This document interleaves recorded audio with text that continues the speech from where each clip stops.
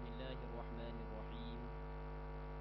الحمد لله رب العالمين، والصلاة والسلام على أشرف الأنبياء والمرسلين وعلى آله وصحبه أجمعين.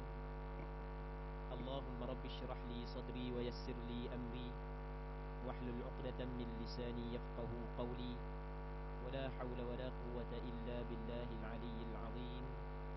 اللهم انفعنا بما علمتنا وعلمنا ما ينفعنا وعلمنا ما جهلنا وذكرنا ما نسينا. اللهم يسر ولا تعسر، رب تمم بالخير. اللهم افتح علينا فتوح العارفين، وفقنا توفيق الصالحين. اللهم لا سهل إلا ما جعلته سهلا، وأنت تجعل الحزن إذا شئت سهلا. InsyaAllah kita sambung balik pengajian yang telah lama kita tangguh, iaitu pengajian hadis Nabi sallallahu alaihi wasallam daripada kitab Bulughul Maram yang dikarang oleh Al-Imam Al-Hafidh Ibn Hajar Al-Asqalani rahimahullahu subhanahu wa ta'ala, wa nafa'ana Allahu bi'ulumihi fid darain amin. Jadi kita masih lagi di dalam perbincangan berkenaan dengan sembahyang berjamaah. Muslimin muslimat yang dirahmati oleh Allah Subhanahu wa taala, sebagaimana sedia maklum bagi kita bahawasanya sembahyang fardu 5 waktu ia termasuk di dalam rukun Islam. Islam, agama yang kita anuti sekarang ni, yang dibawa oleh Nabi Muhammad sallallahu alaihi wasallam, dia ada rukun-rukun dia. Rukun dia yang pertama adalah kita bersaksi serta kita meyakini dalam hati kita tidak ada Tuhan yang disembah dengan sebenar-benarnya melainkan Allah, dan Nabi Muhammad itu adalah Rasulullah, utusan Allah Subhanahu wa taala. Yang keduanya adalah mendirikan sembahyang. Jadi mengerjakan sembahyang, mendirikan sembahyang, melaksanakan sembahyang, ia termasuk di dalam rukun Islam, rukun kepada agama yang kita anuti. Sembahyang adalah satu nikmat dan satu anugerah yang cukup besar yang Allah Subhanahu wa taala kurniakan kepada kita. Kerana sembahyang ia adalah suatu ibadah yang menjadi penghubung di antara hamba dengan Allah Subhanahu wa taala. Sehingga kan Nabi sallallahu alaihi wasallam bersabda dalam hadis yang diriwayat oleh Imam Ahmad bin Hanbal di dalam kitab Musnadnya, kata Nabi sallallahu alaihi wasallam, wa'lamu anna khayra a'malikum as-salah. Mu kena tahu bahawasanya sebaik-baik amalan kamu adalah sembahyang. Perbuatan hak yang kita buat start daripada kita lahir hingga kita mati banyak, tapi hak yang paling baik adalah sembahyang. Sebab itulah alangkah ruginya orang hak yang habis benda dia buat semasa dia duduk di atas dunia, tapi tinggal sembahyang lagi dia tidak buat, sedangkan sembahyang adalah sebaik-baik amalan yang dianugerahkan oleh Allah Subhanahu wa taala kepada hamba-Nya. Sembahyang, muslimin muslimat yang dirahmati oleh Allah Subhanahu wa taala, adalah perkara hak yang mula-mula Rasulullah sallallahu alaihi wasallam ajar kepada seseorang yang memeluk Islam. Dalam hadis yang diriwayat oleh Imam Muslim di dalam kitab sahihnya daripada Tariq bin Asyam radhiyallahu ta'ala anhu, kana ar-rajulu idza aslama 'allamahu an-nabiy sallallahu alaihi wasallam as-salah. Dulu apabila ada seorang lelaki memeluk Islam, perkara hak yang mula-mula Rasulullah sallallahu alaihi wasallam ajar kepada dia adalah sembahyang. Sembahyang adalah perkara hak yang paling akhir keluar daripada mulut Nabi sallallahu alaihi wasallam sebelum daripada Rasulullah sallallahu alaihi wasallam wafat. Ketika Rasulullah sallallahu alaihi wasallam sakit, menghadapi sakaratul maut, ketika sakit nak mati. Berapa kali Rasulullah sallallahu alaihi wasallam pengsan. Perkataan dan ucapan yang akhir sekali keluar daripada mulut Nabi sallallahu alaihi wasallam adalah sembahyang. Ini menunjuk bahawasanya sembahyang adalah suatu perkara yang cukup besar di dalam agama kita. Dalam hadis yang diriwayat oleh Imam Abu Daud dalam kitab sunangnya daripada Sayyidina Ali bin Abi Talib radhiyallahu taala anhu, kata Sayyidina Ali, kana akhiru kalami Rasulillah sallallahu alaihi wasallam as-salat wattaqullaha fima malakat aymanukum. Adalah ucapan yang akhir yang keluar daripada mulut Rasulullah sallallahu alaihi wasallam sebelum Rasulullah sallallahu alaihi wasallam wafat adalah sembahyang. Sembahyang, mu kena jaga sembahyang dan mu kena bertakwa kepada Allah pada apa hak yang dimiliki oleh tangan kanan kamu, iaitu hamba abdi. Ini dululah. Muslimin muslimat yang dirahmati oleh Allah Subhanahu wa taala. Sembahyang adalah suatu anugerah dan nikmat yang cukup besar yang Allah Subhanahu wa taala kurniakan kepada kita. Dalam kita mengerjakan sembahyang, ada beberapa perkara yang perlu kita kena bincang. Antaranya adalah sembahyang berjemaah. Jadi kita sekarang ni masuk ataupun masih lagi berada di dalam bab sembahyang berjemaah daripada kitab Bulughul Maram, yang mana dalam hadis ni, kita hadis yang ke-425,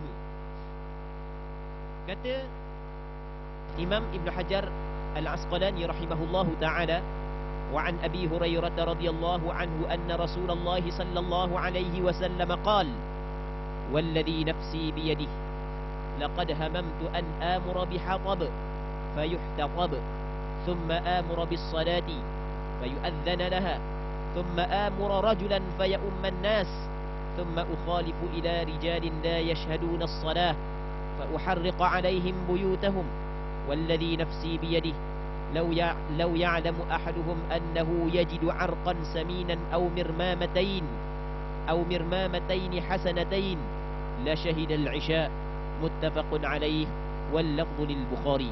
Maksudnya daripada Abi Hurairah radhiyallahu taala anhu bahawasanya Rasulullah sallallahu alaihi wasallam pernah berkata, demi Tuhan yang diriku berada di dalam genggaman kekuasaannya.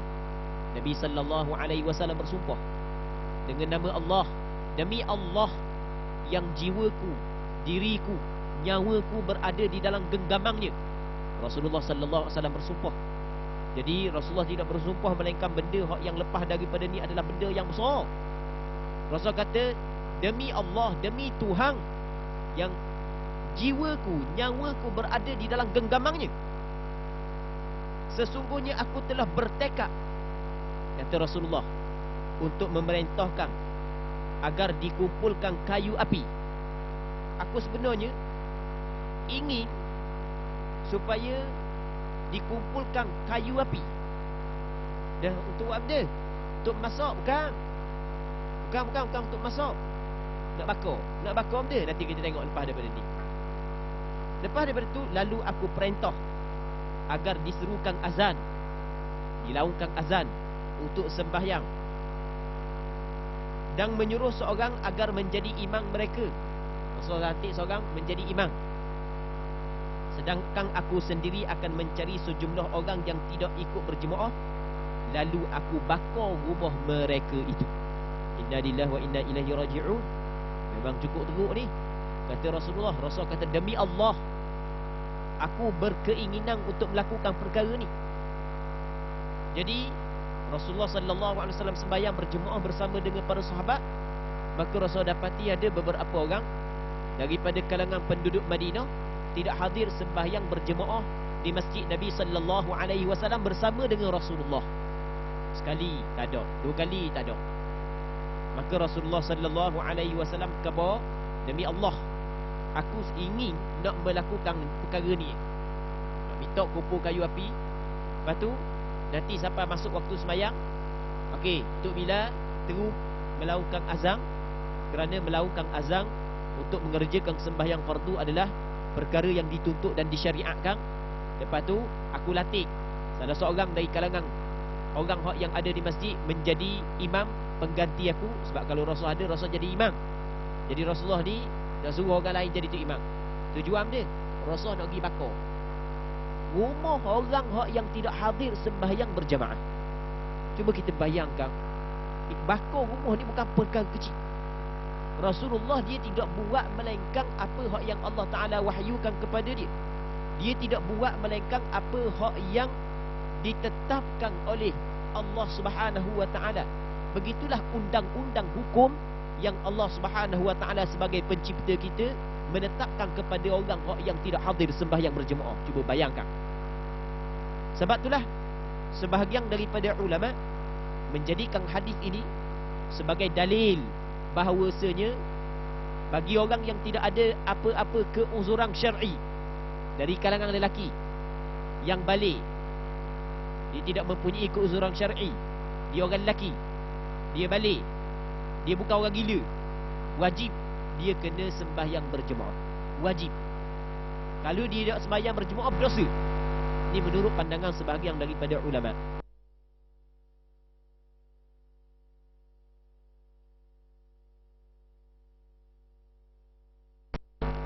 Berkenaan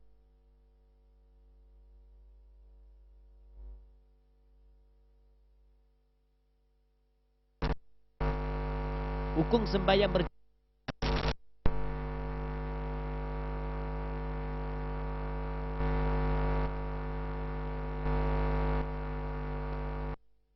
sembahyang berjamaah. Di sana ada pandangan yang mengatakan hukum melaksanakan sembahyang berjamaah adalah menjadi fardu, menjadi kewajipan. Wajib setiap orang lelaki dia kena sembahyang berjamaah. Ada pandangan yang pertama. Dan pandangan ini adalah pandangan mazhab Hanbali, pandangan sebahagian daripada ulama dalam mazhab Syafi'i, pandangan sebahagian daripada ulama di dalam mazhab Hanafi. Wajib dia kena sembahyang berjemaah. Wajib ni bukan fardu kifayah, fardu ain. Ni pandangan yang pertama, fardu ain. Jadi setiap seorang lelaki yang tidak ada sebarang keuzuran, yang balik, berakal, mesti dia kena sembahyang berjemaah. Okey, ni pandangan yang pertama. Dah nak sembahyang mana? Di sini berlaku khilaf pula. Ada sebahagian daripada ulama kata tak kira lah mana-mana pun, yang penting sembahyang berjemaah je. Pandangan yang kedua, dia kata tak wajib orang lelaki kena sembahyang berjemaah di masjid. Sebab hadis ni Rasulullah tengok orang nak bagi masjid ni. Ni pandangan sebahagian ulama dalam mazhab Hanbali. Mesti wajib kena bagi masjid.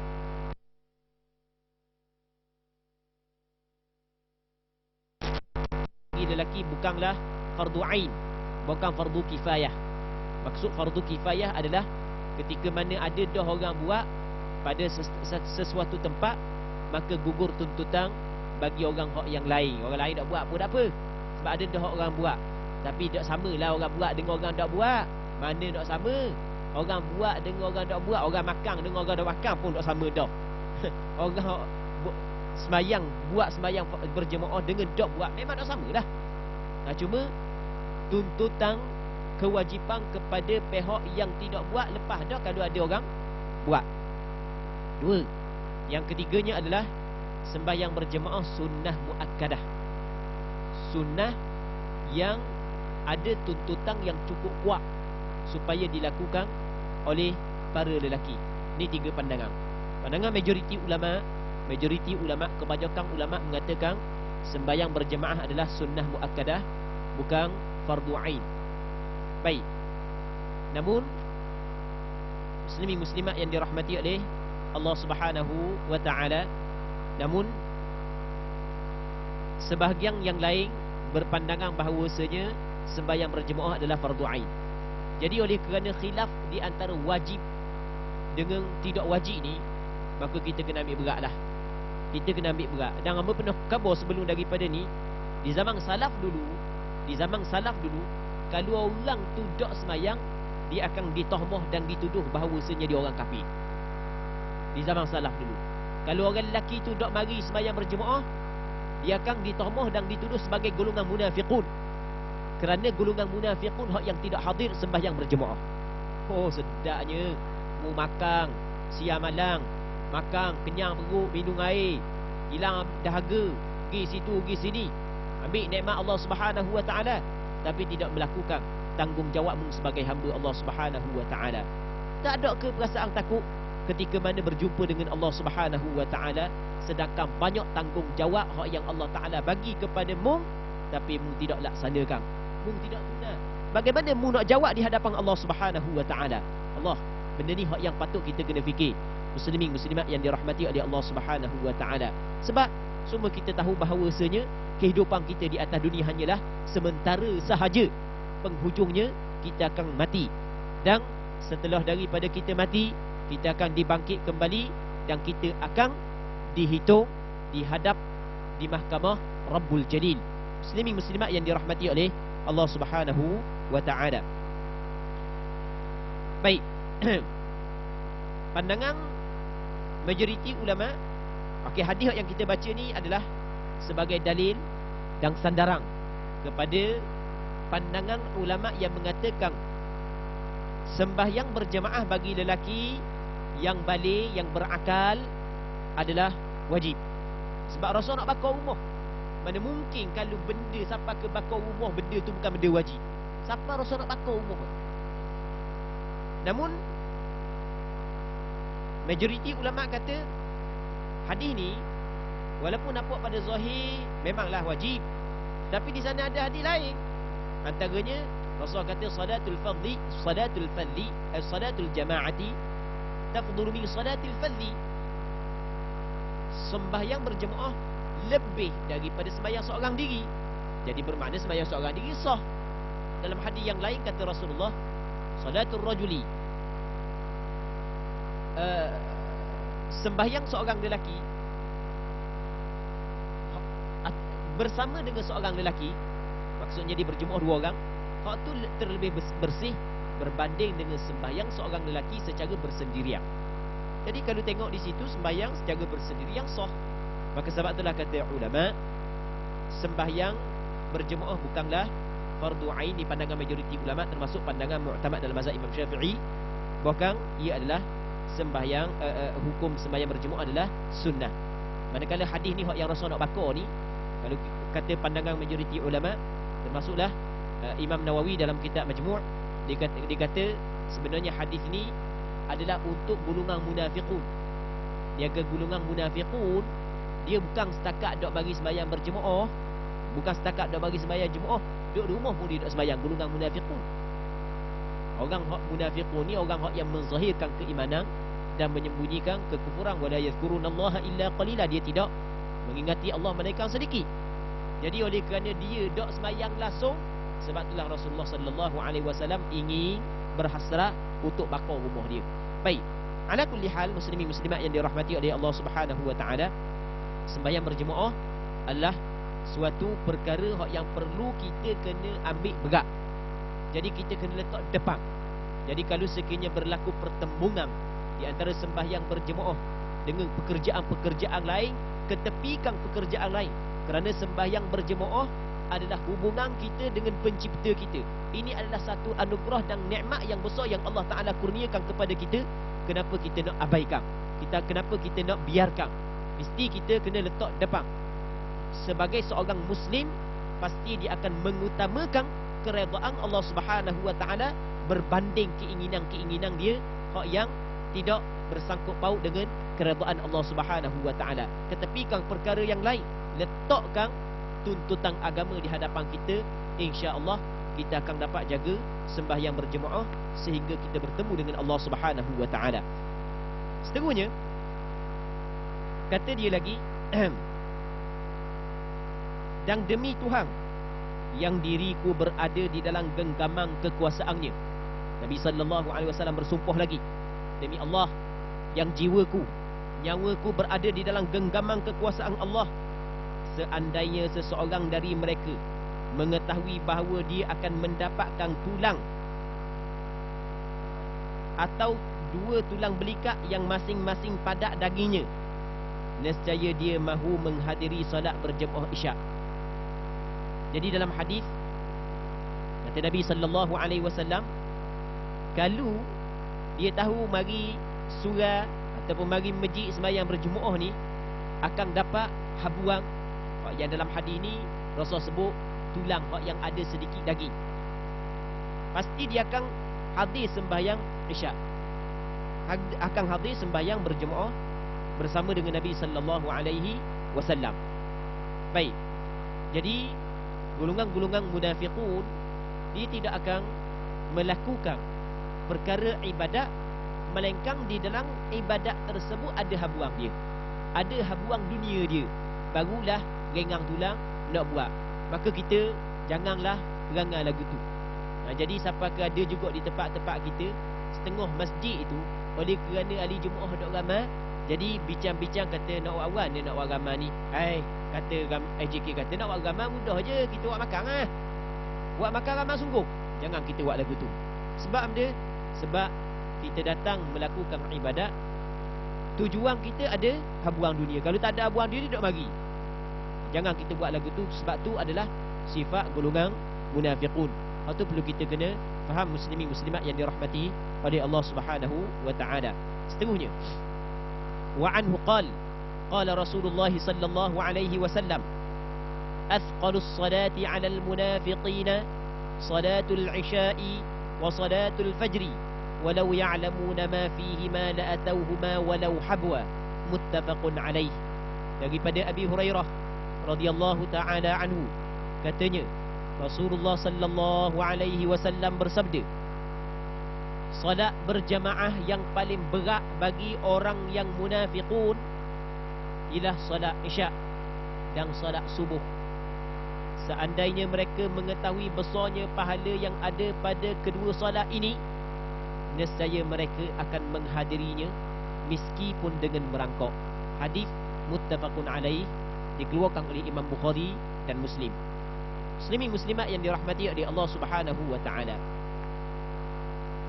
Hamba Allah Subhanahu wa taala ia terbahagi kepada 3 golongan. Yang pertamanya adalah golongan mukminun yang beriman kepada Allah, beriman kepada Rasul, beriman kepada kitab, beriman kepada hari akhirat, beriman kepada qada dan qadar. Dia mempercayai setiap perkara yang didatangkan oleh Nabi sallallahu alaihi wasallam. Golongan ini adalah golongan mukminun. Yang keduanya golongan kufar, iaitu orang hak yang tidak beriman, tidak percaya terhadap apa hak yang didatangkan oleh Nabi sallallahu alaihi wasallam. Mungkin dia tidak percaya kepada wujudnya pencipta, mungkin dia tidak percaya kepada kerasulan Nabi Muhammad, tidak percaya kepada akan dibangkit selepas daripada mati, tidak percaya kepada hari akhirat, tidak percaya kepada qada dan qadar. Golongan ni dinamakan sebagai golongan kufar, orang-orang kafir ni. Yang ketiganya adalah golongan yang menzahirkan keimanan tapi menyembunyikan kekufuran. Golongan ni golongan munafiqun. Orang-orang munafiqun berbeza dengan orang beriman. Orang beriman dia banyak mengingati dan berzikir kepada Allah Subhanahu wa taala, melakukan ibadat kepada Allah. Namun orang munafiqun dia hanya berzikir dalam jumlah yang cukup sedikit. Allah Subhanahu wa taala menyebut dalam Al-Quranul Karim, di antara sifat golongan munafiqun adalah la yadhkurunallaha illa qalila. Mereka itu tidak mengingati Allah melainkan sedikit. Wa idza qamu ila as-salati qamu kusala yura'una an-nas wa la yadhkurunallaha illa qalila. Apabila mereka itu bangun untuk mengerjakan sembahyang, mereka bangun dalam keadaan perasaan yang cukup malah, berat nanang rasa malah nak buat. Yura'una an-nas, belam-belam buat, memperlihat pula kebaikan yang dia buat saat itu kepada manusia, bukan untuk Allah Subhanahu wa taala tapi untuk manusia. Dia tidak mengingati Allah, dia tidak berzikir kepada Allah, dia tidak menyebut Allah Subhanahu wa taala melainkan dalam jumlah yang sedikit. Itu adalah sifat munafiqun yang disebut di dalam Al-Quran. Antara sifat munafiqun yang disebut dalam hadis Nabi sallallahu alaihi wasallam, dalam hadis ni kata Nabi sallallahu alaihi wasallam, sembahyang hak yang paling berat sekali, sembahyang jemaah hak yang paling berat sekali. Bagi golongan munafiqun adalah sembahyang berjemaah isyak dan subuh. Sebab dia berat. Sebab kita di siang hari kerja, jadi letih. Jadi masuk malam kita nak rehat.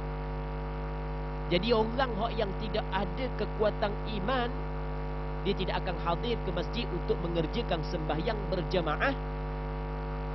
Bahkan dia akan mendahului rehat dia berbanding tanggungjawab yang Allah Ta'ala bertanggungjawabkan ke atas diri dia. Okay, yang pertama. Yang keduanya sembahyang subuh. Sembahyang subuh sama juga. Sebab subuh ni waktu tidur. Jadi orang munafiqun dia payah nak tukar tidur dengan sembahyang. Oh, payah nak tukar tidur dengan sembahyang. Dia sedap tidur lagi berbanding dengan sembahyang. Orang hak yang ada takwa dalam hati, hak itulah, golongan ni lah hak yang sanggup tukar tidur dengan beribadat kepada Allah Subhanahu wa Ta'ala. Muslimin muslimat yang dirahmati oleh Allah Subhanahu wa Ta'ala.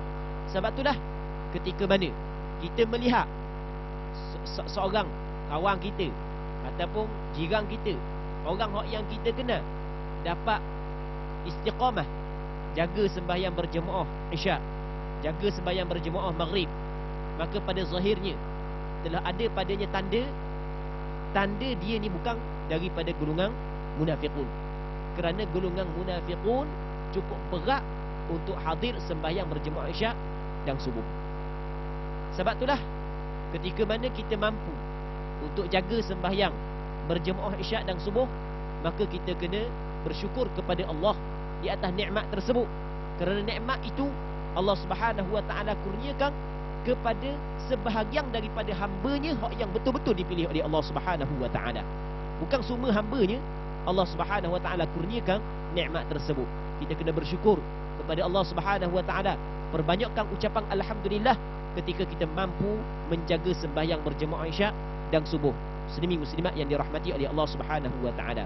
Dalam hadis ni Nabi sallallahu alaihi wasallam menyebut sembahyang berjemaah yang paling berat kepada golongan munafiqun adalah sembahyang berjemaah isyak dan subuh. Allah. Jadi sahabat-sahabat kita, kawan-kawan kita, teman-teman kita, hak yang mendengar, sama ada hak yang duduk dalam masjid ataupun luar masjid, kalau sekiranya payah nak jaga sembahyang berjemaah isyak dan payah untuk jaga sembahyang jemaah subuh, maka bimbanglah untuk diri sendiri. Kerana takut kita tergolong di dalam golongan munafiqun yang disebut oleh Nabi sallallahu alaihi wasallam. Semoga Allah Subhanahu wa Ta'ala melindungi kita. Jadi kita kena berhati-hati. Kita kena beringat, kita kena takut. Mari perasaan takut, aku ni warna gini ni, berat sangat ni, payah sangat ni, nak mari sembahyang berjemaah isyak bukan lama sangat. Tapi kalau ajak pergi naik bukit, kabat bukit yo, peluh berjeruk sampai ke jurut tahi, molek-molek ada gi. Tapi nak ajak pergi sembahyang jemaah isyak dengan subuh, payah nak mari. Jadi kita kena mari perasaan bimbang dalam hati, takut-takut kita ni tergolong daripada golongan munafiqun. Kita berlindung kepada Allah Subhanahu wa Ta'ala. Kita minta Allah Subhanahu wa Ta'ala melindungi kita, tidak menggolongkan kita dalam golongan munafiqun. Kerana golongan munafiqun cukup teruk, sehingga kan Allah Subhanahu wa Ta'ala menyebut dalam Al-Quranul Karim, orang munafiqun ni tempat dia fi darkil asfali minan nar. Duduk dalam patak neraka. Duduk dalam patak neraka golongan ni. Sebab itulah kita kena bimbang atas diri kita. Muslimin muslimat yang dirahmati oleh Allah Subhanahu wa Ta'ala. Kalau sekiranya kita tidak bimbang kepada diri kita, dok fikir bagaimana kita nak menyelamatkan diri kita di negeri akhirat, siapa lagi hak yang nak tolong fikir untuk kita? Kalau kita tidak membela diri kita sendiri. Sebab itulah kita kena pakat fikir. Jadi kalau payah sangat nak mari sembahyang isyak, nak mari sembahyang subuh di masjid, maka kita kena pakat fikir, pakat takut. Tapi bagi orang hak yang dapat jaga, maka itu adalah satu nikmat yang cukup besar yang Allah Ta'ala kurniakan kepada dia, yang wajib dia kena bersyukur. Dia kena bersyukur di atas nikmat tersebut, agar Allah Subhanahu wa Ta'ala kekalkan nikmat itu kepada dia, sehingga dia bertemu dengan Allah Subhanahu wa Ta'ala. Dalam hadis ni Nabi sallallahu alaihi wasallam sebut, kalau sekiranya golongan hak yang tidak hadir sembahyang jemaah isyak dan subuh, dia tahu ganjaran yang Allah Ta'ala bagi kepada orang hak yang hadir, nescaya dia sanggup mari ke masjid walaupun dalam keadaan merangkak. Oh payah payah nak mengakuk Kita kalau kita sakit nak pergi bilik air kena mengakuk. Baik kita pakai paper, malah nak mengakuk, nak kecil dalam paper je.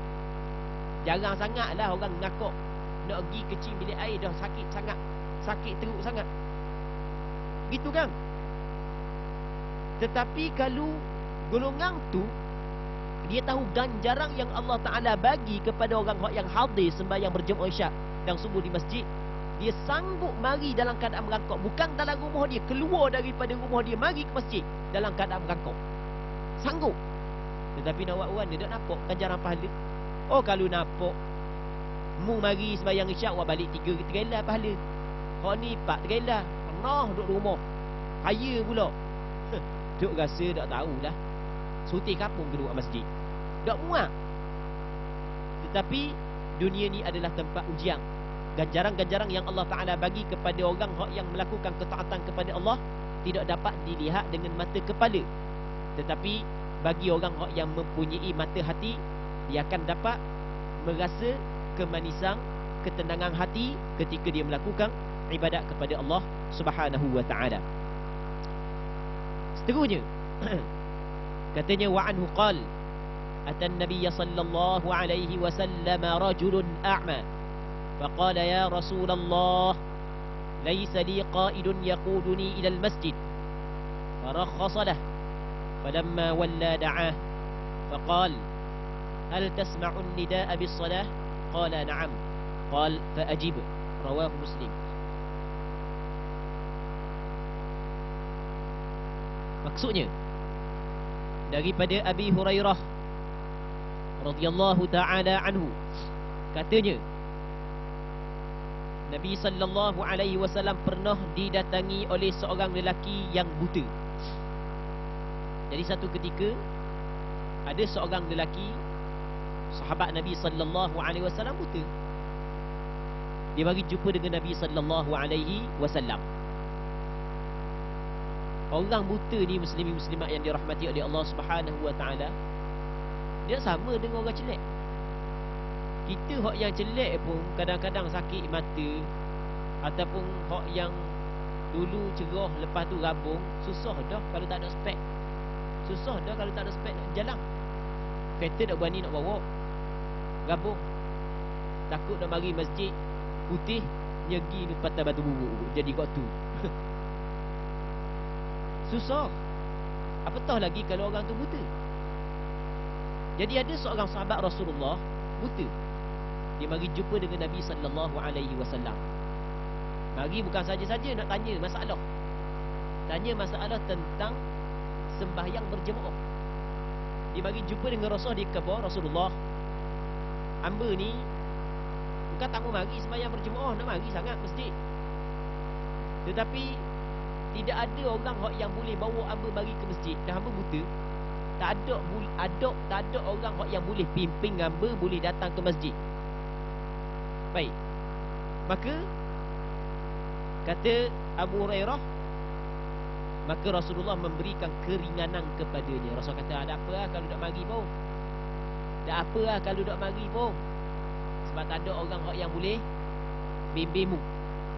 Maka kita faham daripada hadis ini bahawasanya kalau orang tu buta, maka ia sebagai keuzuran untuk dia tidak hadir sembahyang berjamaah. Begitu juga tidak hadir sembahyang Jumaat. Itu adalah satu keuzuran. Namun ketika lelaki itu berpaling, nak balik dah lah, dia tanya, dapat dah jawapan. Maka baginda memanggil dia dan bertanya. Rasul panggil pula. Rasul panggil pula, tanya. Lepas tu Rasul tanya, apakah kamu mendengar seruan azan untuk solat? Mendengar tak bang? Dan bang di zaman Rasul tidak sama dengan bang zaman kita. Bang zaman kita spekal sayuk tinggi ya. So kata kapung, satu daerah dengar. Spekal hak sedap tau, satu daerah dengar. Bang di zaman kita, bang di zaman Rasul mana ada spekal-spekal. Suara biasa je. Jadi Rasul tanya dia, dah mu dengar tak orang bang? Lalu orang buta tu saat ni, sahabat Rasul yang buta kata dengar. Jadi apabila lelaki tu kata dengar, Maka Nabi sallallahu alaihi wasallam kata, maka Nabi sallallahu alaihi wasallam bersabda, kalau begitu penuhilah. Kalau mu dengar, mu kena sahutlah seruan orang azan tau.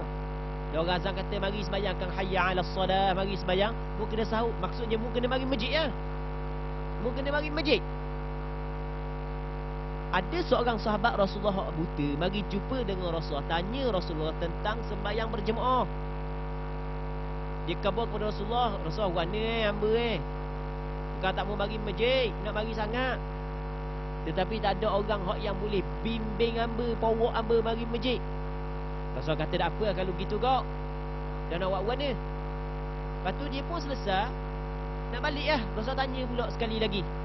Rasulullah kata, mu dengar dah azan. Maksudnya Rasulullah nak tahu dia ni duduk jauh dengan masjid ke dekat dengan masjid. Duduk jauh dengan masjid ke dekat dengan masjid. Kalau duduk dekat, dengar azan. Kalau duduk jauh, duduk dengar. Dia kata dengar Rasulullah, jadi bermakna dekat. Rasulullah tidak bagi kelonggaran. Rasulullah suruh dia datang ke masjid. Muslimin muslimat yang dirahmati oleh Allah Subhanahu wa taala. Tengok. Orang buta hak yang duduk dekat dengan masjid, Rasul tidak bagi kelonggaran kepada dia untuk sembahyang rumah, bukan mesti kena bayar masjid. Sebab kita berlambak orang jelek duduk tepi masjid, tak mari masjid. Nasallallahu salamata wal afiyah. Orang jelek tak mari masjid. Orang buta, hak yang buta mesti kena orang pipi. Kalau dengar azan Rasul bagi masjid. Tak tahulah. Bukan dia perbandingan antara kita dengan orang buta tersebut, molek-molek ada dia saat ni tu buta pun boleh mari masjid kerana dia dengar orang bang. Muslimin muslimat yang dirahmati oleh Allah Subhanahu wa taala. Baik. Dan sebahagian daripada ulama menjadikan hadis ini sebagai dalil bahawasanya hadir sembahyang berjemaah di masjid adalah wajib.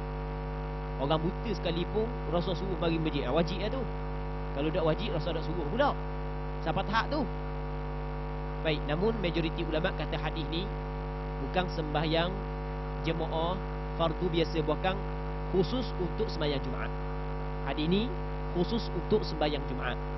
Jadi kalau sembahyang Jumaat, walaupun dia tu buta, tapi kalau dia masih dengar azan, maka mesti dia kena datang masjid, sebab rumah dia dengan masjid dekat, tidak jauh.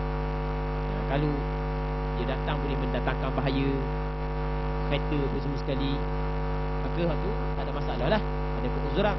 Tapi kalau tak ada benda-benda pun boleh lah mari, boleh mari, maka kena dia mari. Allah Rabbi. Sebenarnya muslimin muslimat yang dirahmati oleh Allah Subhanahu wa taala, kita apabila kita nak, dia akan boleh. Kita akan mampu buat kalau kita nak. Orang yang tidak mampu nak buat ni adalah ketika kita tak mampu. Hari tu hamba ada tengok satu video, keratang video yang dikongsi dalam grup WhatsApp, dalam Facebook. Ada seorang buta tu daripada negara mana apa lupa dah. Oleh kerana dia nak jaga sembahyang berjemaah, dia tak tali daripada rumah dia ke masjid. Tujuan dia adalah kalau bunyi orang bang, dia akan pegang tali tu pergi ke masjid. Cuba bayangkan.